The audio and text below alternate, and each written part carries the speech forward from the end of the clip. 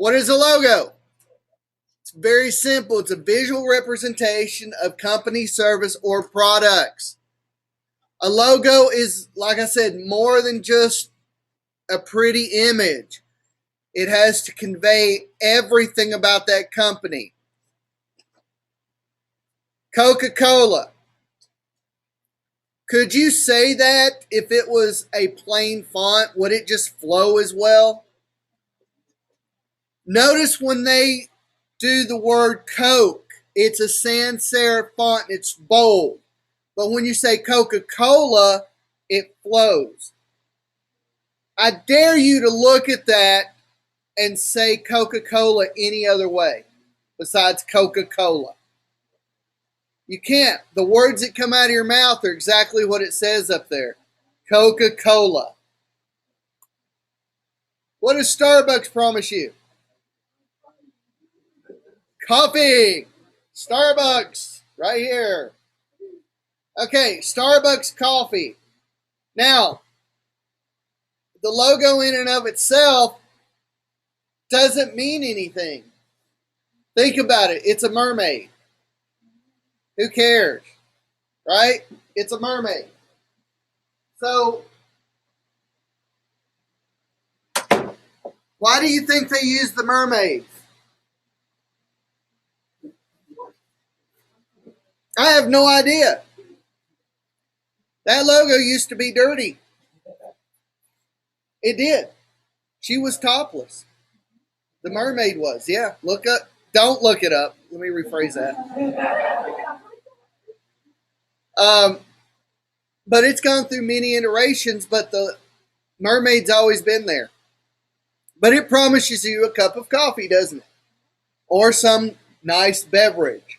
Or as Sheldon Cooper would put it, it's a hot beverage. She's upset. Offer her a hot beverage.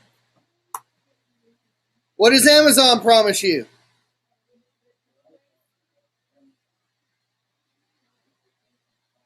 Everything from A to Z. Notice the arrow is going from A to Z. It's not a smiley face. It is an arrow saying that they offer everything from A to Z. It spells Amazon.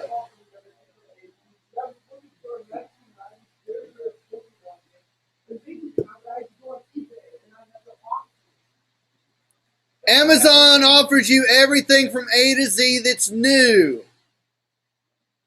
If you want to buy vintage stuff, eBay. All right, questions to answer when you're thinking about a logo design. Who's the client? What kind of attitude do they want to convey? What are their values? What are their goals? Who is the audience? The demographics. What is needed? Who does Amazon speak to? What is the demographic for Amazon? What's their audience? Everyone with a debit or credit card. Bingo. Okay? Everyone. What about Starbucks? What's their demographic? 8-year-old kids? Does that work? No. Okay, so they have a specific audience. All right. The logo should identify the company. It shouldn't explain it. You shouldn't have to explain what the company is in the logo. It should show you. It's a visual representation. The illustrations explain the text. The text does not explain the illustration. Yes.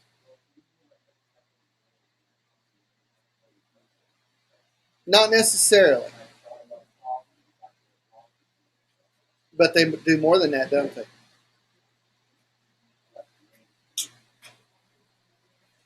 It's a lot. But you're not... that one you have to use text to explain it. If you didn't already know what Starbucks was. But Starbucks, could they get rid of the word coffee and you still know what it is?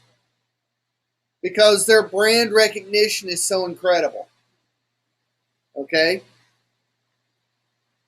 Understand limitations. Logos give you direction and attitude, but they can't give you everything.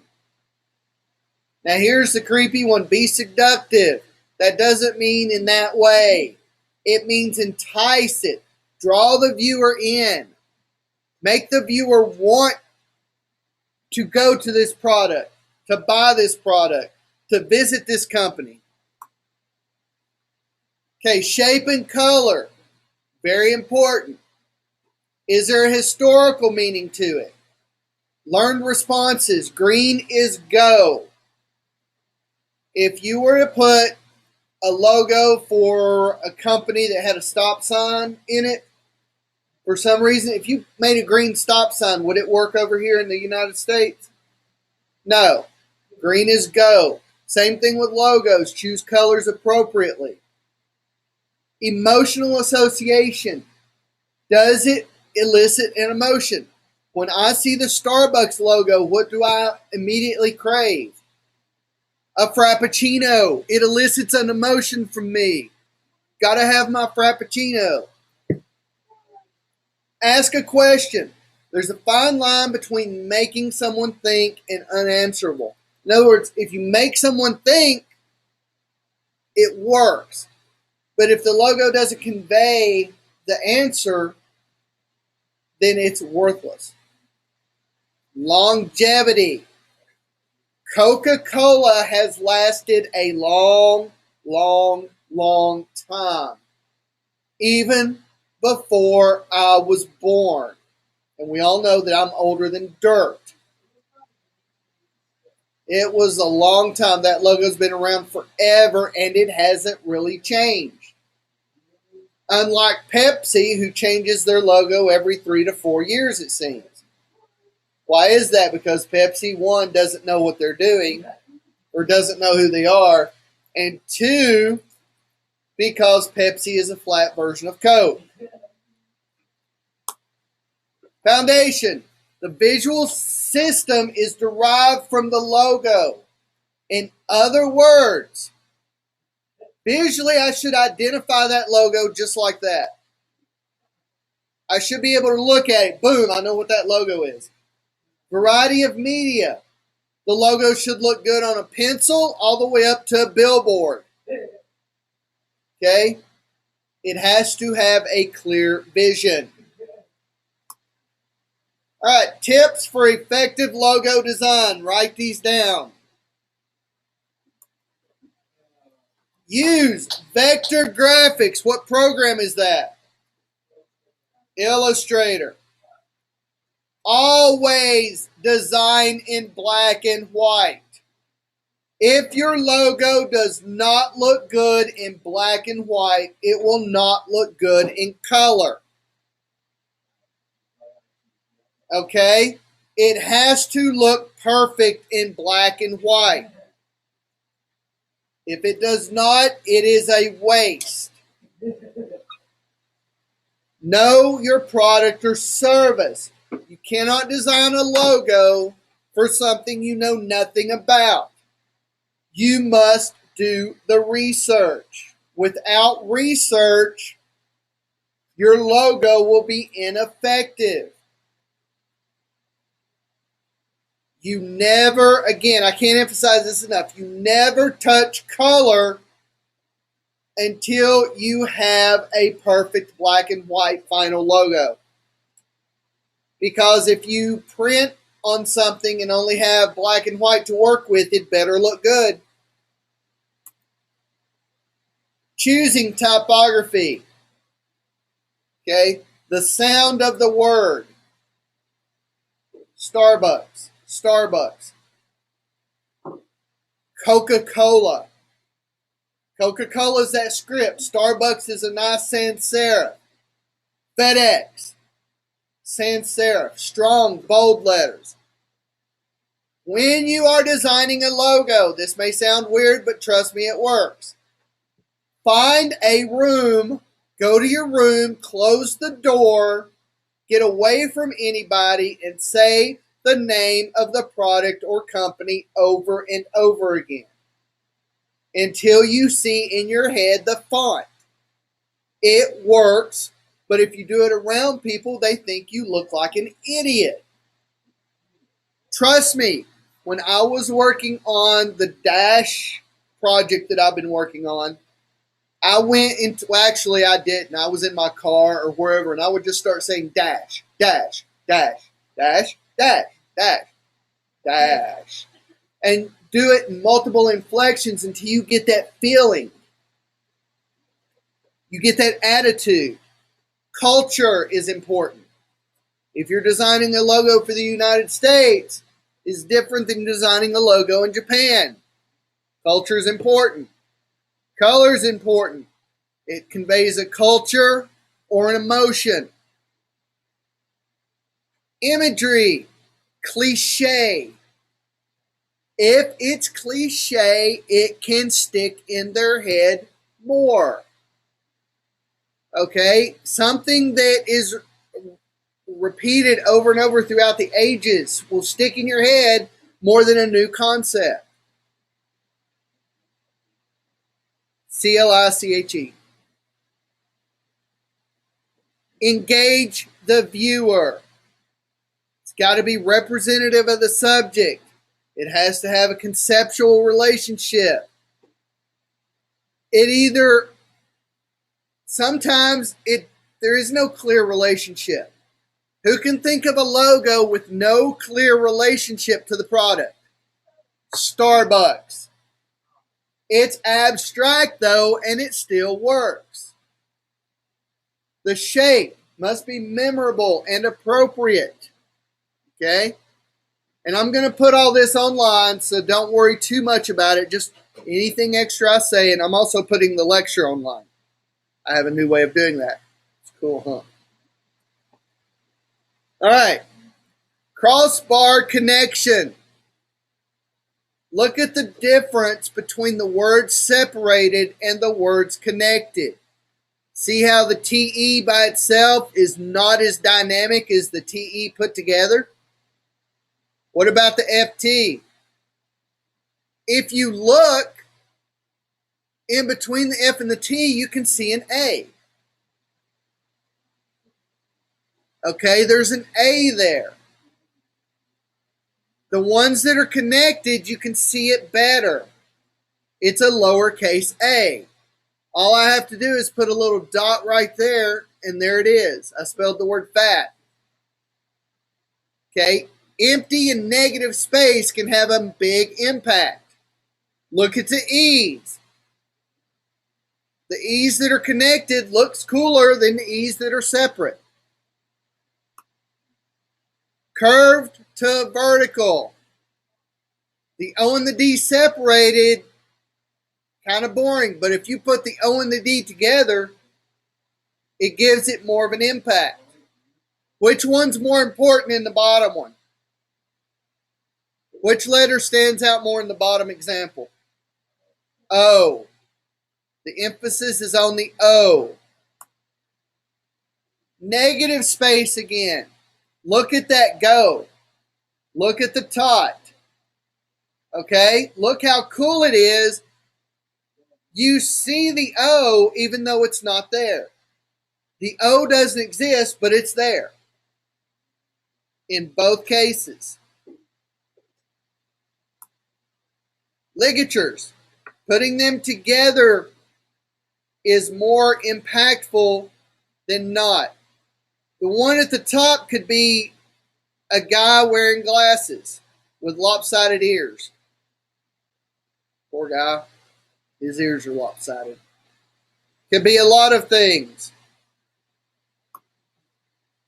Removing part of a letter.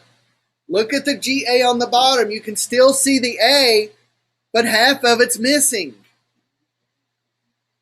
Okay? So you've got two distinct letters, and then you've got 1.5 letters, but it's still readable. A shared stroke.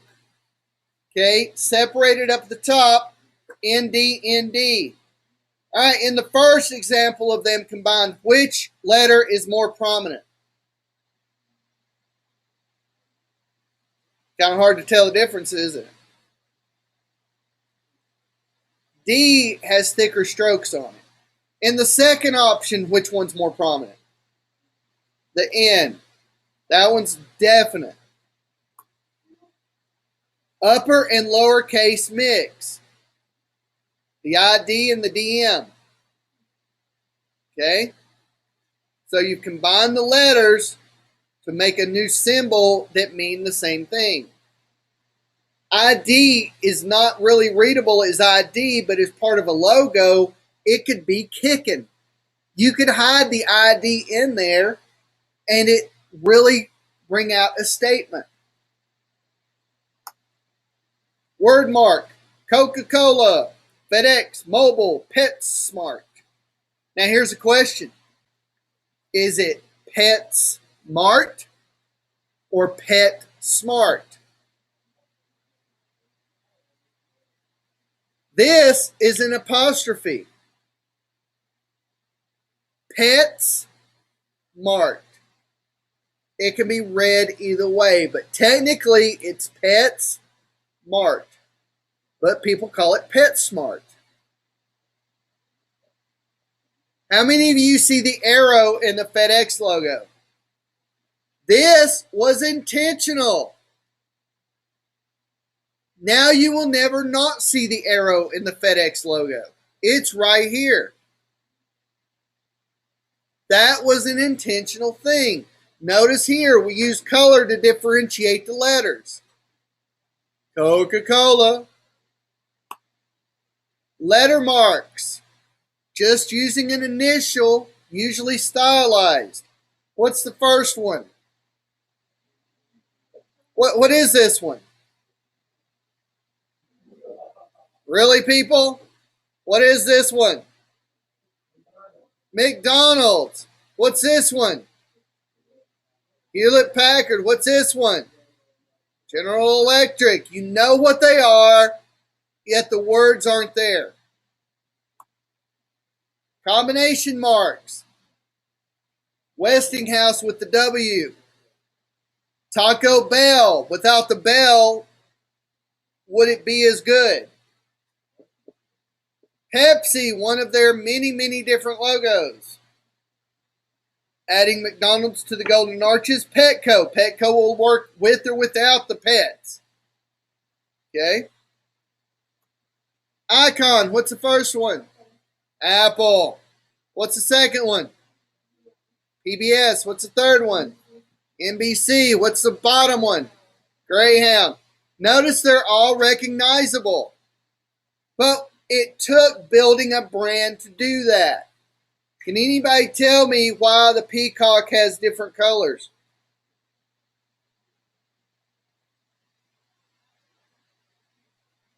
When color TV first came out, they created the rainbow of colors in the peacock to show that they now have color.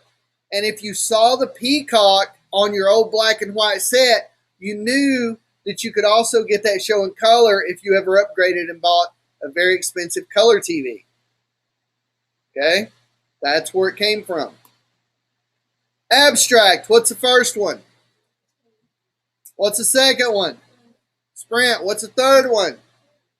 Nike. You all know this. Okay? What's the significance of Sprint? Why are they using that? Believe it or not, it's not the bars on your phone. It's because your signal is so clear that you could hear a pin drop. And that is literally a pin dropping. Okay?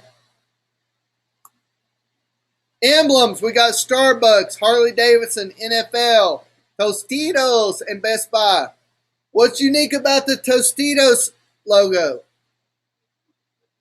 It's two people dipping a chip in salsa. Do you see the guy, people? Right there's a guy, right there's a guy. They're sharing a chip, dipping in the salsa. Okay, I don't know how that's going to work. Somebody's going to have to double dip. But there it is. All right, so bottom line, this is how logos work. Your assignment is to find 5 crappy logos. Logos that mean nothing. okay, that you think do not convey the company.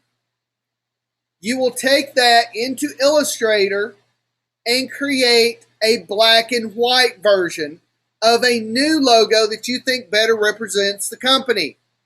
Once you have the black and white version, you will then create a color version using the colors of the company.